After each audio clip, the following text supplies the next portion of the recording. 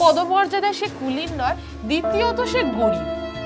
তো এইরকম ব্রাহ্মণকে কোন মেয়ের বাবা মেয়ে দেবে?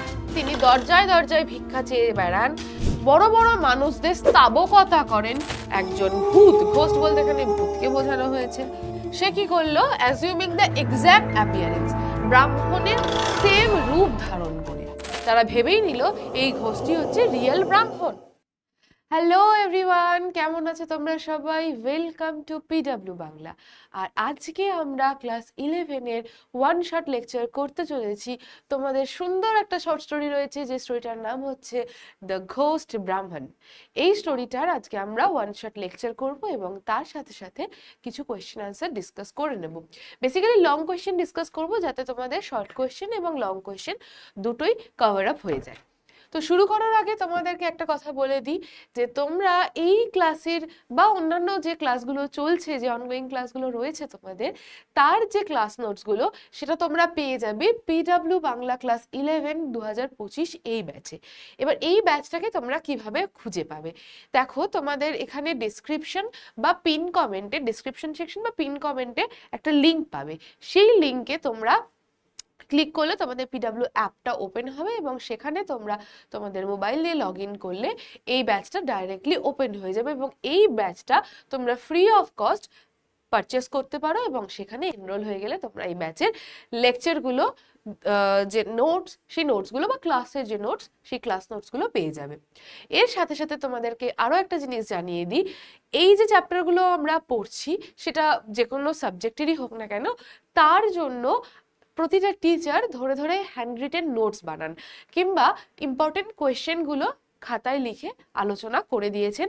তো সেই হ্যান্ড রিটেন নোটসগুলো পাওয়ার জন্য তোমরা পিডব্লিউ বাংলা নামে একটা হোয়াটসঅ্যাপ চ্যানেল রয়েছে, সেই চ্যানেলে তোমরা জয়েন হয়ে যাও এবং এই চ্যানেলের লিঙ্কটাও তোমরা কিন্তু পিন কমেন্টে পেয়ে যাবে এবং সেই পিন কমেন্ট থেকে তোমরা কিন্তু এই চ্যানেলে জয়েন হয়ে যেতে পারো। তো দেরি করবো না, আজকের একটা খুব সুন্দর জমজমাটি গল্প আমরা পড়তে চলেছি, দ্য ঘোস্ট ব্রাহ্মণ। ঘোস্ট ব্রাহ্মণ অর্থাৎ ভুতুড়ে ব্রাহ্মণ। এই ভুতুড়ে ব্রাহ্মণের গল্প আমরা কিভাবে পড়বো? দেখো, ভূত প্রেত দৈত্য দানব এইগুলো নিয়ে আমাদের কিন্তু খুব ছোট থেকেই অনেক বেশি কৌতূহল এবং আগ্রহ, এবং এই কৌতূহল এবং আগ্রহ বশতই আমরা ছোটবেলাতে কিন্তু পরীর গল্প, ভূতের গল্প, রাক্ষসের গল্প, খোক্ষসের গল্প, এই গল্পগুলো বাড়ির যারা এল্ডার পার্সন রয়েছেন তাদের থেকে আমরা শুনে এসেছি। এবং এই যে ভূতের গল্প পড়ে যে গা ছমছমে ভাব, বা ভূতের গল্প বা এই রাক্ষস খোক্ষসদের গল্প পড়ে আমরা কিন্তু অনেক মরাল লেসনও লাভ করেছি। তো আজকে আমরা সেরকম একটা নীতিকথামূলক বা মরাল স্টোরি পড়তে চলেছি, যেটার নাম হচ্ছে দ্য ঘোস্ট ব্রাহ্মণ। তো প্রথমে আমরা কি করব, এই স্টোরিটার ব্যাকগ্রাউন্ড সম্পর্কে জানবো। 2, স্টোরিটাকে অ্যানালাইজ করব এবং 3, স্টোরিটা থেকে কোয়েশ্চেন ডিসকাস করব, কোয়েশ্চেন আনসার ডিসকাস করব।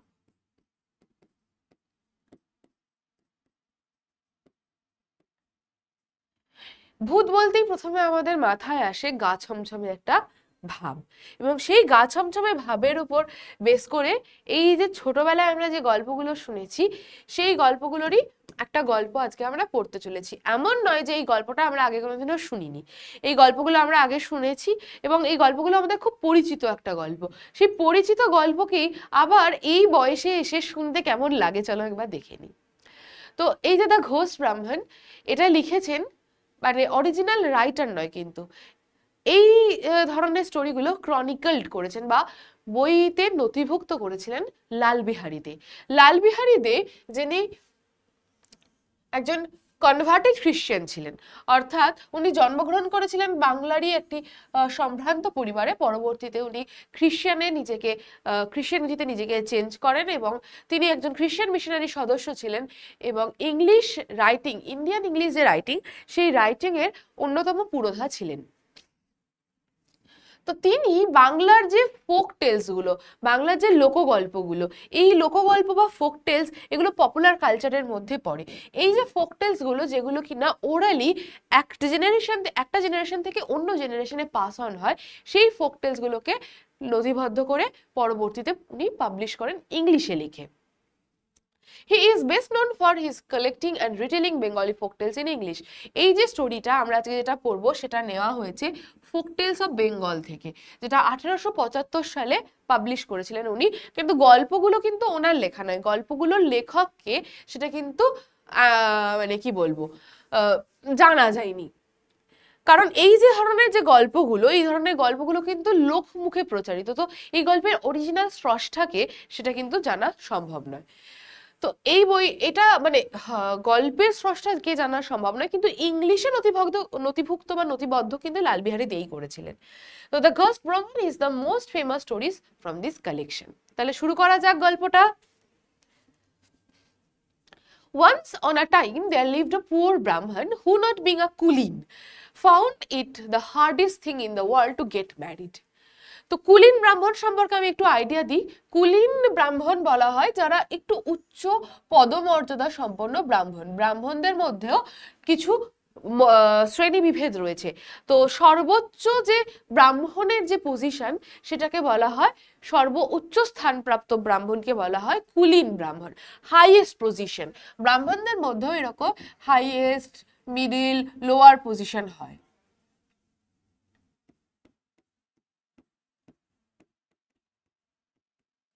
তো যেহেতু আমাদের এই গল্পের যে প্রোটাগনিস্ট ব্রাহ্মণ রয়েছে, সে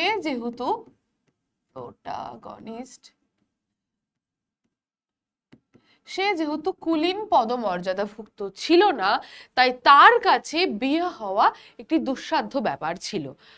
হি ওয়েন্ট টু রিচ আচ্ছা, আরো একটা কারণ, প্রথমত তো পদমর্যাদায় সে কুলীন নয়, দ্বিতীয়ত সে গরিব। তো এইরকম ব্রাহ্মণকে কোন মেয়ের বাবা মেয়ে দেবে?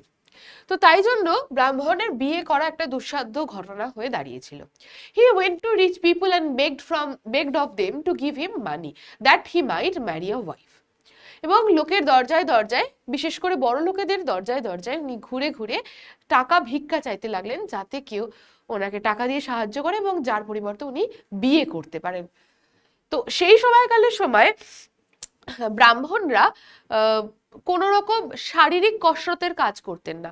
তাদের কাছে এটাই আইডিয়া ছিল যে যারা কামার তারা কামারেরই কাজ করবে, যারা কুমোর তারা কুমোরেরই কাজ করবে, যারা ব্রাহ্মণ তারা ইদার পূজা অর্চনা করে টাকা ইনকাম করবেন বা লোকের থেকে লোককে আশীর্বাদ দিয়ে টাকা তার বিনিময় নেবেন, এইভাবে তারা জীবনযাপন করবেন। তো বেশিরভাগ সময় ব্রাহ্মণদের দেখা যেত সেই সমকালীন সময়ে যে তারা বিবাহের মাধ্যমে প্রচুর টাকা ইনকাম করছে, বা রাজসভায় রাজার রাজপণ্ডিত হয়ে বা ব্রাহ্মণ হয়ে টাকা ইনকাম করছেন, এবং পৃষ্ঠপোষকতার মাধ্যমে ওনারা টাকা ইনকাম করতেন। সেরকম কোনো কাজ করার মতো কাজ করতেন না। তো এক্ষেত্রেও তার অন্যথা হয়নি। ব্রাহ্মণ যতই গরিব হোক না কেন, উনি কিন্তু সব থেকে সহজ পন্থাটা বেছে নিলেন, যে পন্থাটা হচ্ছে ভিক্ষা পন্থা। and a large sum of money was needed, এবং বিয়ের জন্য অনেকটাই টাকার প্রয়োজন ছিল। Not so much for the expense of the wedding, বিবাহের খরচের জন্য না। তৎকালীন সময়ে আরো একটা আমি অন্যতম ঘটনা আমি বলি, পণ প্রথা বা ডাউরি সিস্টেম। সেটা আমাদের যেটুকু আইডিয়া রয়েছে বা আমাদের সোসাইটিতে যেটুকু আইডিয়া রয়েছে সেটা হচ্ছে মেয়ের বাড়ি থেকে দিতে হয় ছেলের বাড়িতে। কিন্তু সেই সময়কালে কি হতো, ছেলেকে বা ছেলের পরিবারকে মেয়েকে বিয়ে করার পরিবর্তে মেয়ের বাবা মাকে যৌতুক প্রদান করতে হতো। পণ নয়, যৌতুক বলা হয়।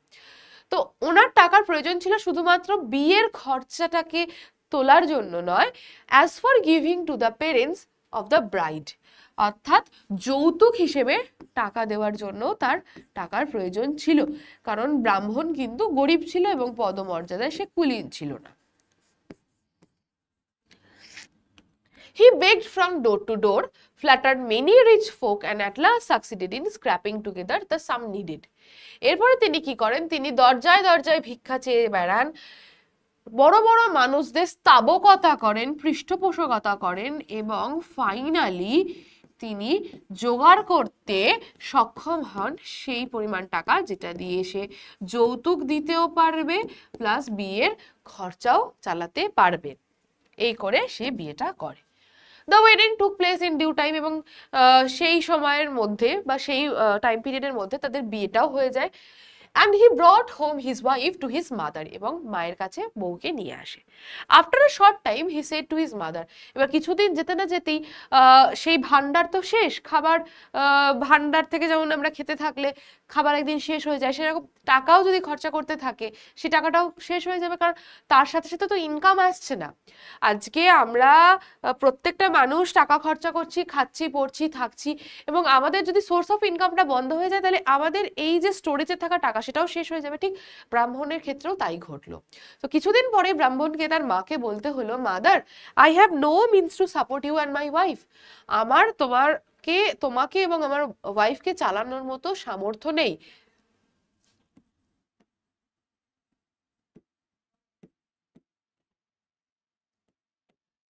I must therefore go to distant countries to get money somehow or other. আমাকে দূরবর্তী কোনো স্থানে যেতে হবে যাতে আমি টাকা জোগাড় করতে পারি। I may be away for years. আমি হয়তো বছরখানেক নাও আসতে পারি। For I won't return till I get a good sum. যতক্ষণ না আমি একটা পর্যাপ্ত পরিমাণে টাকা পাবো আমি ততদিন আর ফিরবো না এখানে। In the meantime I will give you what I have. যেটুকু অবশিষ্ট আছে সেটুকু আমি তোমায় দিয়ে যাব। You make the best of it and take care of my wife. এবং তুমি আমার স্ত্রীর দেখাশোনা করো এবং আমার যেটুকু টাকা আছে তোমাকে আমি দিয়ে চলে যাব। The Brahman receiving his mother's blessing set out on his travel. মায়ের আশীর্বাদ নিয়ে ব্রাহ্মণ বেরিয়ে পড়ল। In the evening of the very day, অর্থাৎ সেই দিনই,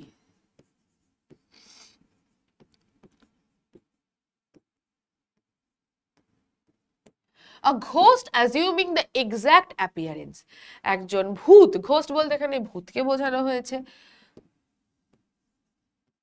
বা প্রেত, সে কি করলো, assuming the exact appearance, ব্রাহ্মণের সেম রূপ ধারণ করে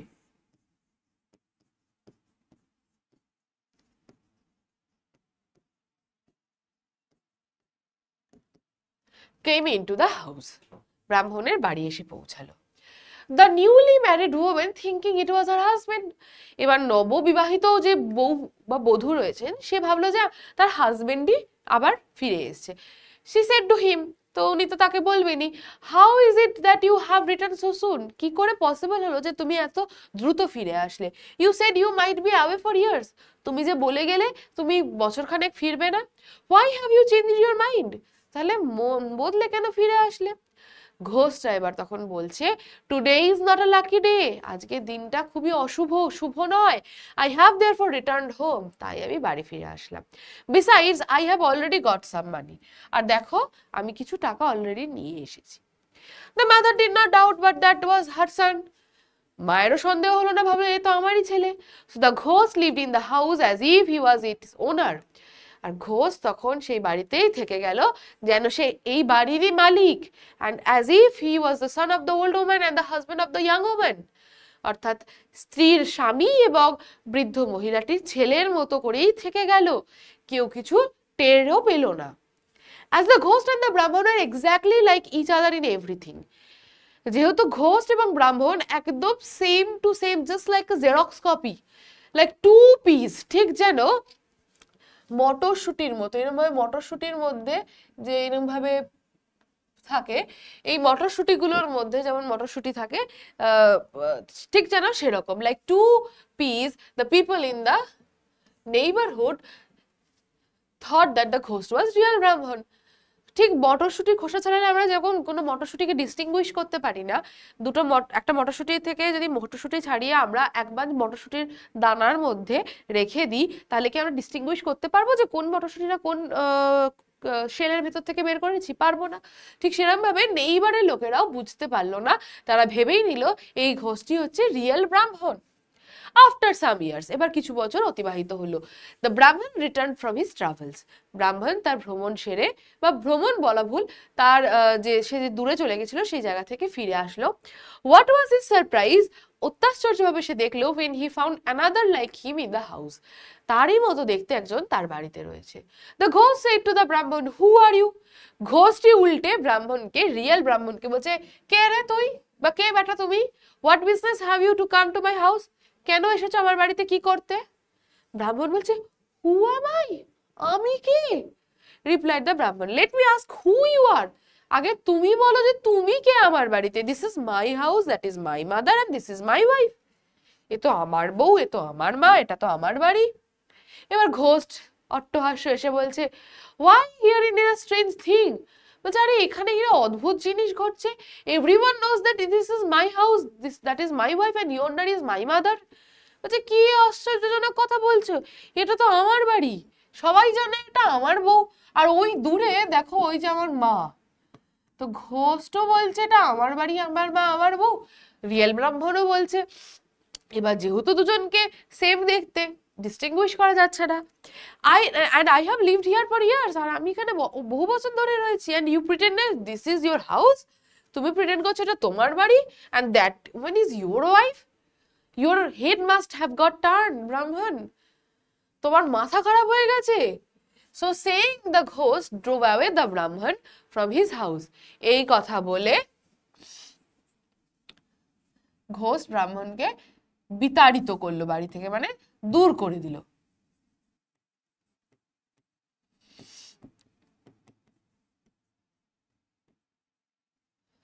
The Brahman became mute with wonder. ব্রাহ্মণ তো হতবাক হয়ে চুপ মেরে গেল, আর কোনো কিছু বলারই নেই ওনার। He did not know what to do. তো উনি জানেন না যে কি করবেন। At last bethought himself. এরপরে তিনি মনে মনে ভাবলেন of going to the king and laying his case before him. রাজার কাছে গিয়ে তার কাছে এই কেসটা সমর্পণ করবেন। এবারে কিং এর ব্যাপারে আসি। The king saw the ghost ব্রাহ্মণ অ্যাজ ওয়েল অ্যাজ দ্য ব্রাহ্মণ। কিং তো দুজনকেই দেখছে এবং দুজনকে সেম টু সেম দেখতে। The one was the picture of other, so he was in fix. তিনিও দ্বন্দ্বে পড়ে গেলেন। and did not know how to decide the quarrel, এবং ঝগড়া কিভাবে সমাপ্তি ঘটাবেন বুঝতে পারলেন না। Day after day the Brahman went to the king and besought him to give him back his house, his wife and his mother, and the king, not knowing what to say every time, put him off of the following day. প্রতিদিনই আসতো এবং ভূতের মানে ghost ব্রাহ্মণকে বাড়িতে পাঠিয়ে দিত এবং এই ব্রাহ্মণকে বলতো যে তুমি কাল এসো। Every day the king tells him to come tomorrow, and every day the Brahman goes away from the palace weeping and striking his forehead with the palm of his hand. প্রতিদিনই যেই বলতো যে তুমি কাল এসো, ব্রাহ্মণ, রিয়েল ব্রাহ্মণ palace থেকে, রাজপ্রাসাদ থেকে কাঁদতে কাঁদতে বেরোতো এবং মাথা ঠুকতে ঠুকতে বেরোতো। And saying, what a wicked world is this, কি জোচ্চোরের দুনিয়া, I am driven from my own house, আমাকে নিজের বাড়ি থেকে বিতাড়িত করা হয়েছে, and another fellow has taken possession of my house, অন্য একজন মানুষ আমার বাড়িতে এসে অধিষ্ঠান করছে, and my wife, and what a king is this, আর কি রাজা, কিসের রাজা, he does not do justice, ইনি কোনো বিচারই করতে পারেন না। Now it came to pass that as the Brahman went away every day from the court outside of the town, he passed a spot at which a great many cowboys used to play. তো রোজই যখন ব্রাহ্মণ রাজসভা থেকে বেরিয়ে যেত তখন তিনি একটা জায়গা পাস করতেন, সেখানে প্রচুর রাখাল বালক, কাউবয়স হচ্ছে রাখাল বালকেরা খেলা করতো। They let the cows graze on the meadow. তারা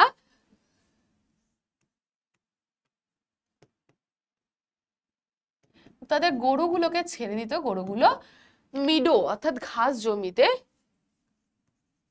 চড়ে বেড়াতো। While they themselves met together under a large tree to play, আর তারা তখন গাছের তলায় দাঁড়িয়ে খেলতো। কি খেলতো? And they played at royalty, তারা রাজা রাজা গেম খেলতো। One cowboy was elected king, একজন কাউবয়কে মানে নির্বাচিত করা হয়েছিল রাজা হিসেবে, একজনকে প্রধানমন্ত্রী প্রাইম মিনিস্টার হিসেবে, আর ওয়াজির, ওয়াজির মানে হচ্ছে মন্ত্রী, অ্যানাদার কোতোয়াল, আরেকজনকে কোতোয়াল হিসেবে অর্থাৎ পুলিশ হিসেবে, আর perfect of the police and other constables, এবং অন্যান্যরা কনস্টেবল হয়েছিল। Every day of several days, বেশ কিছু দিন ধরে প্রতিদিনই together they saw the Brahmin passing by weeping, তারা দেখতে পেল যে ব্রাহ্মণ কাঁদতে কাঁদতে ফিরে যাচ্ছে। One day the cowboy king asked his wazir whether he knew why the Brahman wept every day. একদিন সে তার উজিরকে জিজ্ঞেস করলো, আচ্ছা উজির, ব্রাহ্মণ রোজ কাঁদতে কাঁদতে কেন চলে যায় বলতে পারো? On the wazir not being able to answer the question, the cowboy king ordered one of his constables to bring the Brahman to him. তো ওয়াজির অর্থাৎ প্রধানমন্ত্রী উত্তর দিতে না পারায় কাউবয় তার এক কনস্টেবলকে বলল, যা যাও ব্রাহ্মণকে ধরে নিয়ে আসো। One of them went and said to the Brahmin, the king requires you immediate attendance. এবারে কনস্টেবল গিয়ে বলছে যে রাজামশাই এখনই আপনাকে তলব করেছেন। ব্রাহ্মণ তো ভাবছে, ব্রাহ্মণ রিপ্লাইড, হোয়াট ফর, কি জন্য? I have just come from the king. আমি তো এখনই রাজামশাইয়ের কাছ থেকে ফেরত আসছি। And he put me off till tomorrow. এবং উনি তো আমাকে বললেন কালকে আসতে। Why does he want me again? আবার কেন আমায় ডাকলেন? তো তখন উত্তর দিল constable, it's our king that wants you, our neat heart king. আমাদের রাখাল রাজা আপনাকে ডেকে পাঠিয়েছে। এ রাজা সে রাজা নয়, এ রাজা রাখাল রাজা।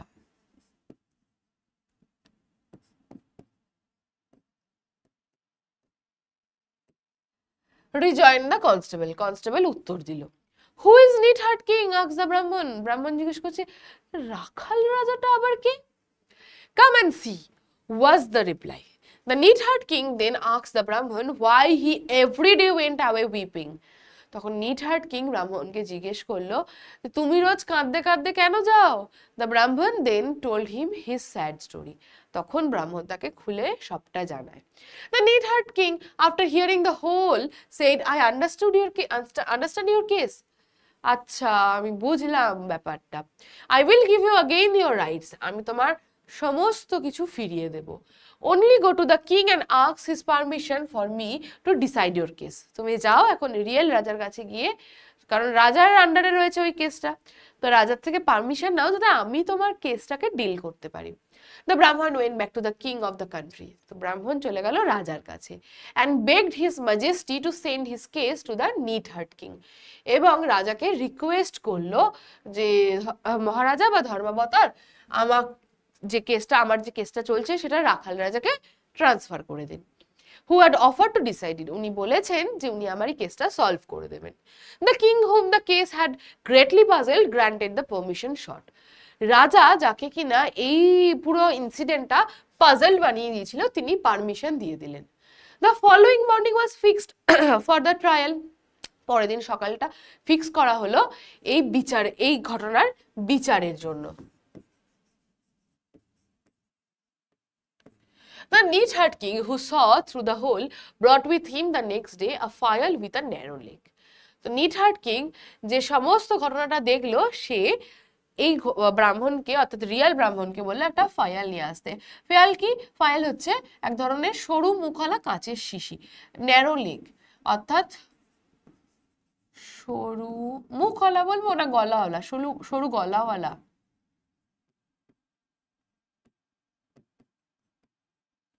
কাঁচের শিশি।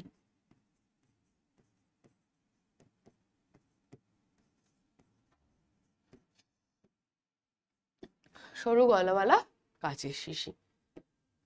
The Brahman and the Ghosh Brahman both appeared at the bar. এবার দুজনেই দুই ব্রাহ্মণই, একজন ঘোষ ব্রাহ্মণ একজন রিয়েল ব্রাহ্মণ, দুজনেই এসে কাঠগড়ায় এসে দাঁড়ালো।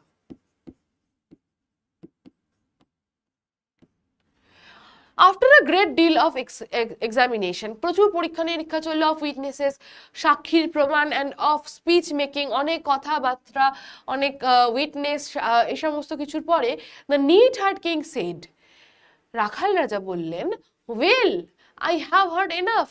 আমি সবটা শুনলাম। I will decide the case at once.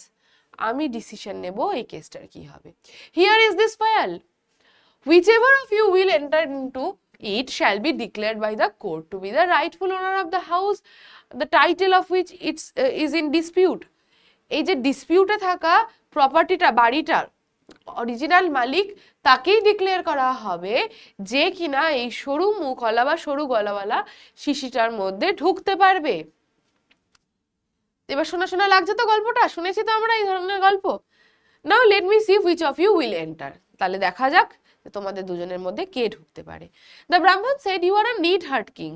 তুমি একটা সত্যি রাখাল রাজা, and your intellect is that of a neatheart. আর তোমার বুদ্ধিটাও ওই রাখালদের মতনই মূর্খ। What a man can enter into such a small file? তো একটা মানুষ কি করে এরকম ছোট শিশির মধ্যে ঢুকতে পারে? তোমার বুদ্ধি শুদ্ধি। If you cannot enter, said the neatherd king, then you are not the rightful owner. তো নিটহার্ট কিংও জানায় যে না, তুমি যদি না ঢুকতে পারো এটার মধ্যে, তার মানে তুমি এর মালিক নও, এই বাড়ির মালিক নও। What do you say, sir, to this? Turning the ghost Brahman and addressing him. Ghosh ব্রাহ্মণ তো ভূত তো সবকিছু করতে পারে, অদৃশ্য হতে পারে, হাত পাও লম্বা করে দিতে পারে, নিজেকে ছোটও করে ফেলতে পারে। তো ভূত বলছে, কি বললেন আপনি রাজামশাই? If you can enter into the fire, then the house and the wife and the mother become yours. তো রাজামশাইও বললেন যে তুমি যদি এর মধ্যে ঢুকতে পারো তাহলে মা, বউ এবং বাড়ি সবই তোমার হবে। Of course, I will enter, said the ghost. Ghost বলল, হ্যাঁ অবশ্যই আমি যেতে পারি। And true to his word, এবং সেই কথা সত্যি প্রমাণ করে, to the wonder of all, সবাইকে বিস্মিত করে চমকে দিয়ে, he made himself squeeze, ছোট করে ফেললো নিজেকে, and into a small creature like an insect, একদম ছোট একটা ইনসেক্টের মতো নিজেকে বানিয়ে ফেললো, and entered into the fire, এবং শিশের মধ্যে ঢুকে পড়লো। The neatherd king forthwith corked up the fire. সঙ্গে সঙ্গে রাখাল রাজা কি করলো, কর্কড আপ অর্থাৎ ছিপি বা ঢাকনা আটকে দিল ওই শিশিটার। and the ghost could not get out, এবং ভূতটা আর বেরোতে পারলো না। Then addressing the Brahman, the neatherd king said, throw this file into the bottom of the sea. যাও গিয়ে সমুদ্রের একদম মাঝখানে ফেলে দিয়ে আসো এটা, and take possession of your house, wife and mother. এবং সব তোমার, মা, বউ এবং তোমার বাড়ি সব তোমার হয়ে গেল। The Brahman did so, এবং ব্রাহ্মণ ওই কাজটা করলো, and lived happily for many years and begot sons and daughters. তো at the end of the story আমরা দেখতে পেলাম যে ব্রাহ্মণ সুখে শান্তিতে বসবাস করতে লাগলো, তার ছেলে মেয়েও হলো। আর হিয়ার মাই স্টোরি এন্ডেড, এখানে গিয়ে আমার স্টোরি, অর্থাৎ এটা ন্যারেটর বলছে, আমার স্টোরিটা শেষ হলো। দ্য নাটিয়া থার্ন with etc, with hearth etc. তো আমার কথাটি ফুরলো, নোটে গাছটি মুড়লো। তাহলে এই ছিল আমাদের স্টোরি, দ্য ঘোস্ট ব্রাহ্মণ। অর্থাৎ এটা একটা নীতিকথামূলক বা নীতিমূলক গল্প, যে গল্প থেকে আমরা এই শিক্ষা বা এই মোরালটা পাই যে বুদ্ধিমত্তা, উপস্থিত বুদ্ধিমত্তা কিন্তু আমাদের মূল অস্ত্র, যেখান থেকে আমরা উপস্থিত বুদ্ধিকে কাজে লাগিয়ে, সে এক রাখাল রাজা হোক নয়, তার পুঁথিগত শিক্ষা থাকুক বা না থাকুক, সে তার উপস্থিত বুদ্ধিকে কাজে লাগিয়ে কিভাবে সমস্যার মোকাবিলা করলো। তো এই ছিল আমাদের স্টোরি, খুব ইজি স্টোরি, আশা করছি তোমরা প্রত্যেকে বুঝতে পারলে। এবং এই স্টোরি থেকে তোমাদের আসবে 5 মার্কসের প্রশ্ন, সেই 5 মার্কসের কিছু কিছু প্রশ্ন আজকে আমি তোমাদের সাথে ডিসকাস করে নেব। তো দেখো প্রথমে কি রয়েছে, হু হেল্প দ্য ব্রাহ্মণ to get back his real identity, অর্থাৎ সত্যিকারের পরিচয় বা রিয়েল আইডেন্টিটি কে ঘোষ ব্রাহ্মণকে পেতে সাহায্য করেছিল, কে সাহায্য করেছিল, নিটহার্ট কিং বা দ্য কাউহার্ট কিং। ঠিক আছে, তো ঘোষ ব্রাহ্মণের সাথে ফাইনালি কি হলো, তো হি ব্রট the real Brahman brought a small bottle and said হ্যাঁ আচ্ছা, the neatherd king, এখানে হি বলতে neatherd king এর কথা বলা হয়েছে। he brought a small bottle, একটা ছোট বটল নিয়ে আসেন, whoever could enter it, যে কেউ এর মধ্যে ঢুকতে পারবে, he or she would be called the real Brahman, তাকেই বলা হবে সে হচ্ছে রিয়েল ব্রাহ্মণ। তো রিয়েল অবভিয়াসলি বলবে যে সত্যিকারের মানুষ, সে বলবে এটা তো অসম্ভব, কেউ কোনো কাঁচের শিশির মধ্যে ঢুকতেই পারে না। কিন্তু ঘোস্ট ব্রাহ্মণ, he turned into a small insect and went inside. The cowherd king quickly sealed the bottle and told the Brahman to throw it into the sea, and the ghost was trapped forever. সারা জীবনের মতো ghost ব্রাহ্মণ বা ঘোস্টটা সেই ফাইলের মধ্যে বন্দী হয়ে গেল।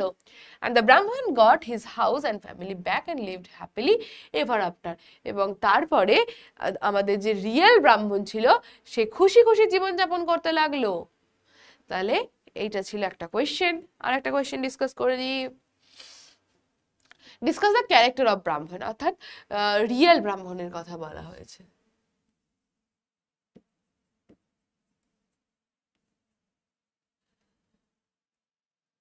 রিয়েল ব্রাহ্মণ একজন sympathetic and virtuous character, despite facing adversity, প্রচুর প্রতিকূলতা। কি কি প্রতিকূলতা ছিল, কি কি অ্যাডভার্সিটি ছিল? অ্যাডভার্সিটি শব্দের অর্থ হচ্ছে প্রতিকূলতা। such as poverty, he needed to leave his family to seek fortune. He displays a sense of responsibility towards his mother and wife. His integrity is evident in his genuine efforts to provide for his family and his willingness to endure hardship to achieve his goals. তো প্রথমের দিকে আমরা ব্রাহ্মণকে কি পেলাম, যে ব্রাহ্মণ বিয়ে করতে চেয়েছিল, এবং বিয়ে করার পরে আমরা দেখতে পাচ্ছি যে ব্রাহ্মণ না সত্যিকারেরই চেয়েছিল তার ফ্যামিলিকে, মাকে, বউকে ভালো রাখতে। তার জন্য সে কিন্তু যে কারণে সে একটা সুখী সংসার চেয়েছিল, বউ চেয়েছিল, বিয়ে করে থাকতে চেয়েছিল, সেই সেই মানে নিজের ভালো লাগাটাকে সরিয়ে সে কিন্তু চলে যায় বাইরে টাকার জন্য, টাকা রোজগার করার জন্য। তো সে হার্ডশিপ তাকে পেরোতে হয়েছে তার গোল বা তার এইমকে অ্যাচিভ করার জন্য। Additionally he exhibits resilience and determination in his Quest two reclaim his rightful place. এবং সে কিন্তু ছেড়ে দেয়নি, হাল ছেড়ে দেয়নি। তো সে কিন্তু বারবার করে চেয়েছিল তার নিজের যে অধিকার সেটা বুঝে নিতে, নিজের প্রাপ্যটুকু বুঝে নিতে, নিজের বাড়ি, নিজের মা, নিজের স্ত্রীকে ফেরত পেতে। Through his actions, the real Brahman embodies qualities of honesty, perseverance, and familial devotion, making him a relatable and admirable protagonist story, struggle for justice. অর্থাৎ যে কিনা প্রোটাগনিস্ট মানে হচ্ছে মেইন ক্যারেক্টার, যে কিনা স্ট্রাগল করেছিল ন্যায়ের জন্য। How does the story end, what is the moral is conveyed, মরালটা কি ছিল? আচ্ছা, এই যে স্টোরিটা শেষ হলো সেটা আমরা অলরেডি দুবার পড়লাম, মানে স্টোরির এন্ডেও পড়েছি এবং আগের একটা কোয়েশ্চেনেও আমরা আলোচনা করেছি। কি মরাল পাচ্ছি আমরা সেটা দেখি। A moral lesson derive from the story is the triumph of justice আর ট্রুথ ওভার ডিসেপশন। ছলনাকে কাটিয়ে ট্রুথের যে জাস্টিসের যে ট্রায়াম্ফ হলো, জয় হলো। It highlights the importance of discriminate and critical thinking in disguising reality from illusion. অর্থাৎ উপস্থিত বুদ্ধিমত্তার সাথে কিভাবে আমরা সমস্ত প্রতিকূলতাকে জয় করতে পারি। এইটাই ছিল আমাদের স্টোরির মরাল। তো আশা করছি তোমরা এই স্টোরিটা সম্পূর্ণ বুঝতে পেরেছো। যতটা স্পুকি মানে অ্যাটমসফিয়ার বানানোর চেষ্টা করেছিলাম, ততটা স্পুকি অ্যাটমসফিয়ার তো হলো না, বাট পুকি অ্যাটমসফিয়ার হয়ে গেছে। তো যাই হোক, আজকের স্টোরি আমরা এখানেই এন্ড করছি। তোমাদের সাথে আবার পরের চ্যাপ্টার নিয়ে আমি আবার একটা লেকচার দিয়ে চলে আসবো তোমাদের সাথে। তো আজকের জন্য এই অবধি, তোমাদের সাথে আবার দেখা হচ্ছে খুব তাড়াতাড়ি। তার আগে এই চ্যাপ্টারটা একটু ভালো করে প্রিপারেশন করে নাও, এখান থেকে 5 মার্কসের কোয়েশ্চেনগুলো ভালো করে প্রিপেয়ার করে রাখো। আচ্ছা, tata, bye bye, and keep studying.